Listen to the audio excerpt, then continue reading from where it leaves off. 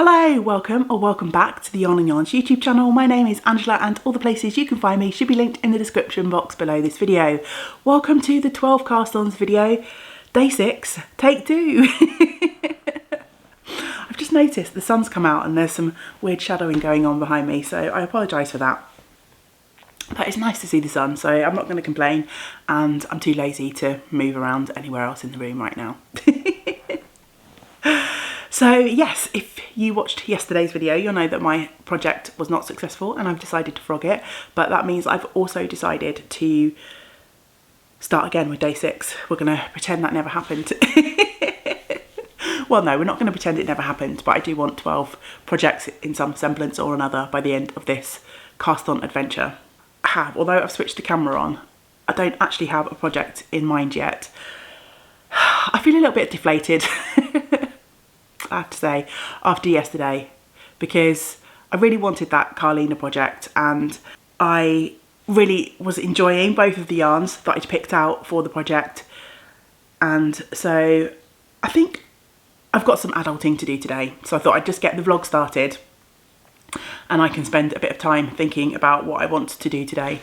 So it's Monday the 3rd here today, which is officially a bank holiday, a public holiday here in the UK, but I'm going to start working. As you know, I'm self-employed, so I'm going to spend a couple of hours this morning doing a bit of work. I've got a couple of orders that have come in over the weekend that need packing up. I can't get to the post office today because it will be closed, but I might as well get ahead for myself tomorrow. And also I want to do a bunch of planning, so I want to make some priorities for the coming month and also the coming year. So I'm going to do that.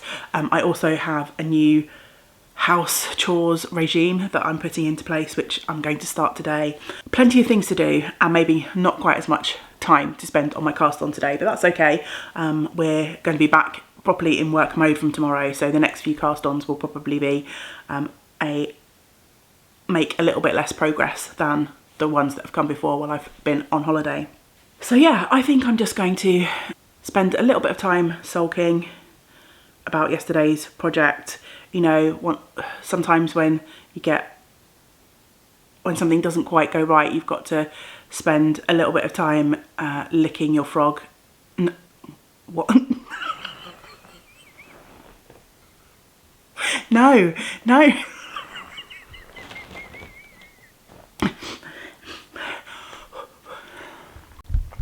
Oh, sorry, I had to turn the camera off there to compose myself. No frogs, I promise, are going to be licked in this household. I meant licking your wounds after frogging your project. I don't own any frogs, and if I did, I wouldn't be licking them. Please don't call the RSPCA. What the? I've said some things on this channel, but that might take the biscuit. So yeah, I'm going to be licking my wounds.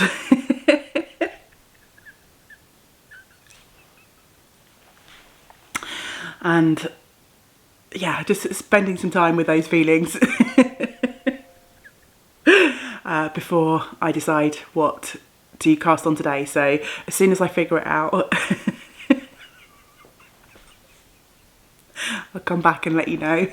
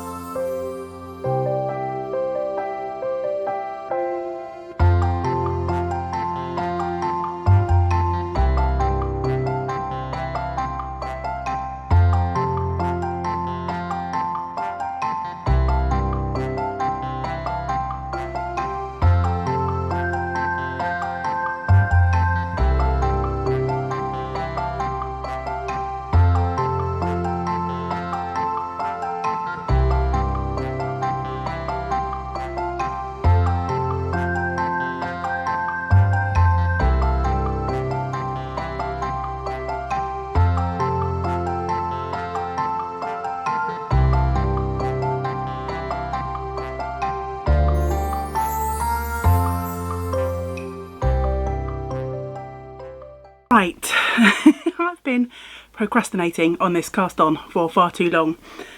Although, in a sense, that's a good thing because I've now got all of my adulting done. It's 4:45 in the afternoon, so I can get cracking.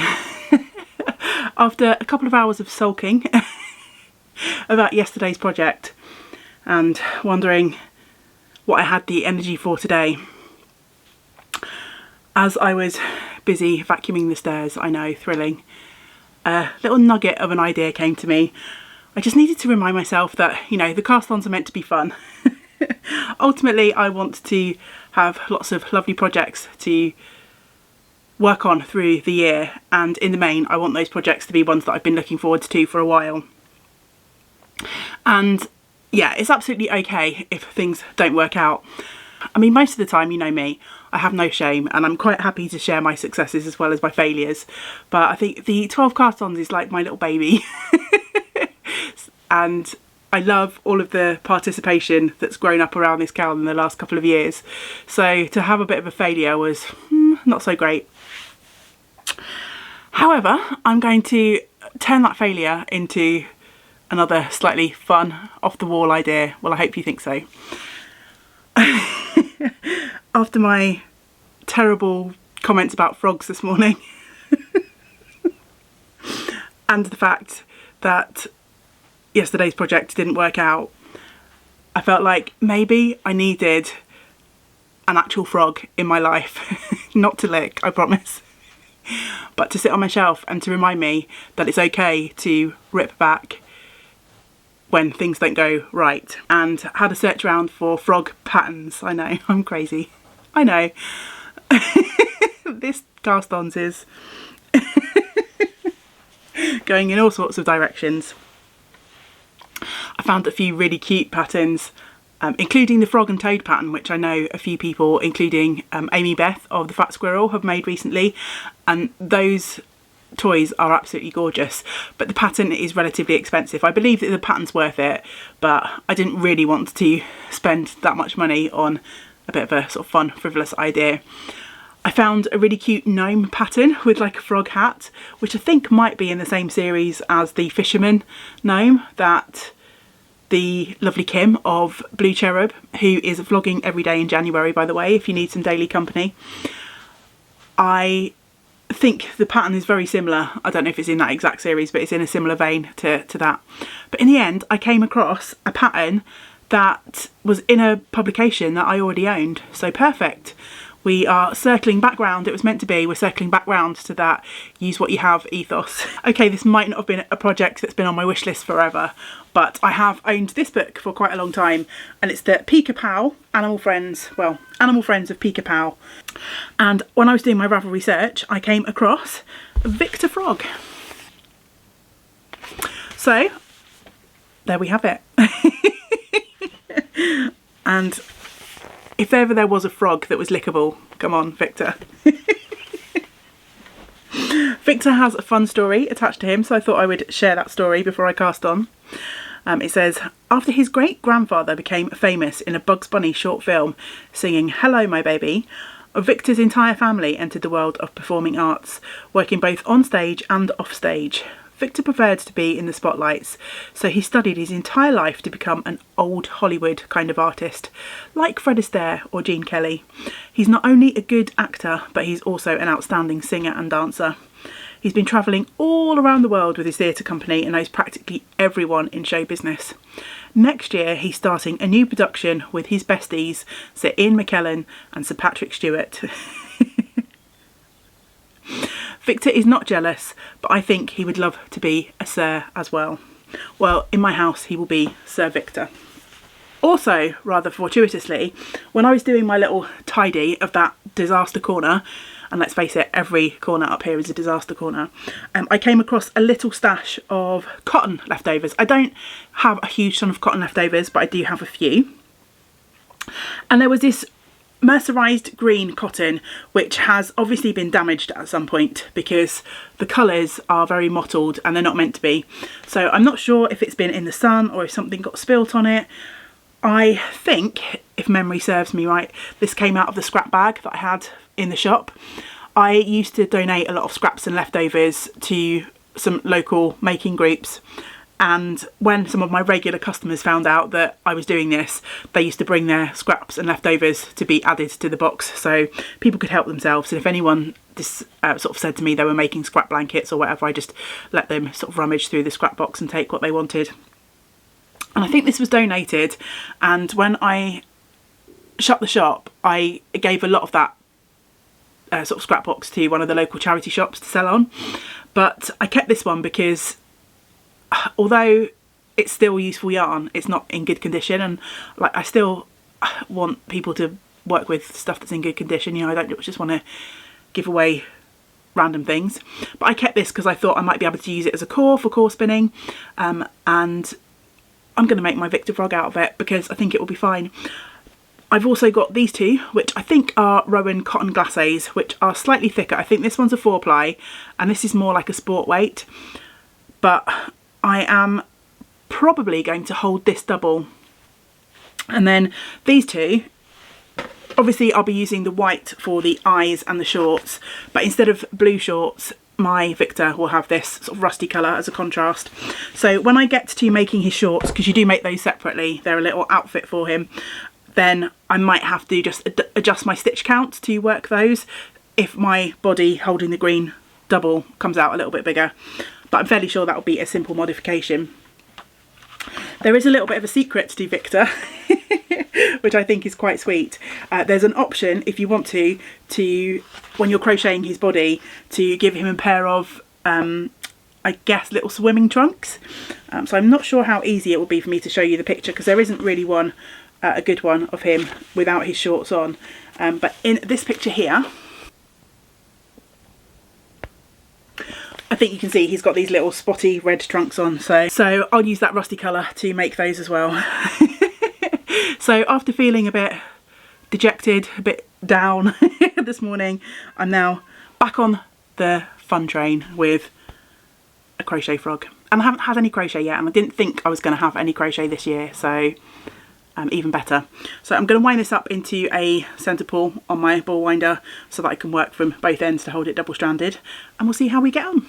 Before I start winding, in other sad news, in my Christmas box, Caroline sent me a whole pack of Lindor Orange because I really love these and they're not as easy to get hold of here unless you go to a lint shop. And I have been rationing myself to one a day most days. Sometimes I might have snuck in two. Look, there's only one left in the bag. Today is the last day. Thank you for these deliciousnesses. It's a day for words, isn't it? Caroline. Once I finish winding, I think I'm going to make myself a cup of tea and enjoy the last one. So my ball of cotton escaped the box that it was in as I was winding, and it's gone down the stairs, and every now and then I hit a snag because I can hear Newt bouncing around down there, and I guess she's, there we go, pouncing on the yarn. Oi, let go.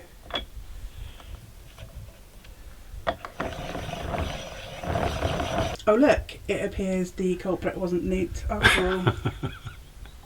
I rescued it from Newt.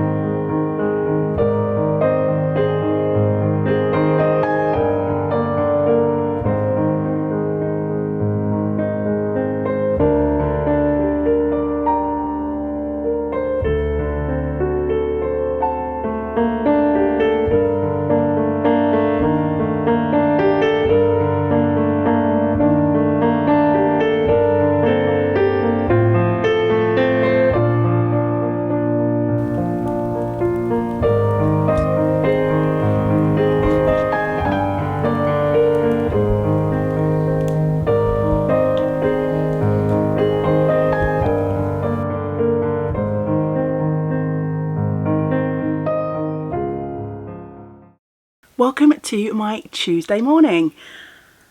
Before we check in to see how Sir Victor is coming along, it is of course time to check in with what the community have been casting on.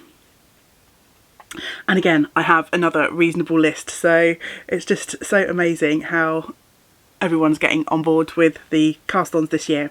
Before I start that though, there's a couple of things that I would like to say. The first one is a massive thank you to Laura. Laura gifted me a hat pattern yesterday for my charity hat making, which is just amazing. And Laura gifted me a hat called the Dirty Little Secrets hat, which has been a hat that was on my favourites more or less, I think, since I started using Ravelry.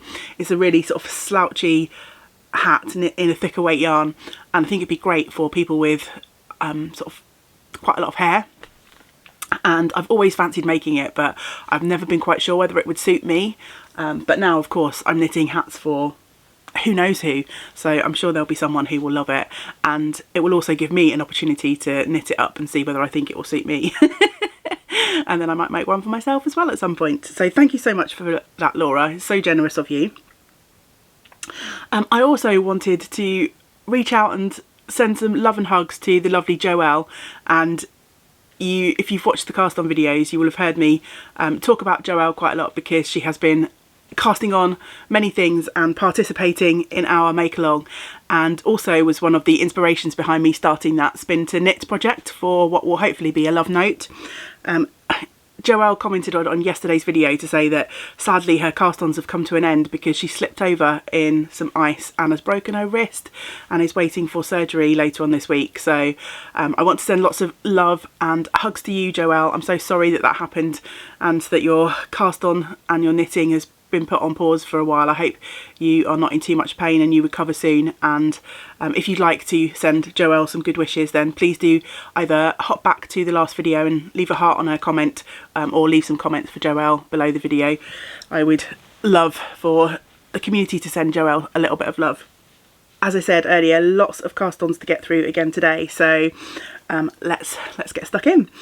Jane has started a crochet ear warmer headband, which just sounds perfect. We've been having pretty mild weather here in South Wales, but today I was sat down having cuddles with the cat and eating my breakfast. We actually had some snow flurries outside, not really enough to notice, definitely not enough to settle on the ground. You know, it was a kind of blink and you'll miss it snow flurry, but it's definitely gotten dramatically colder from yesterday even here, so a nice pair of ear warmers sounds pretty good right now.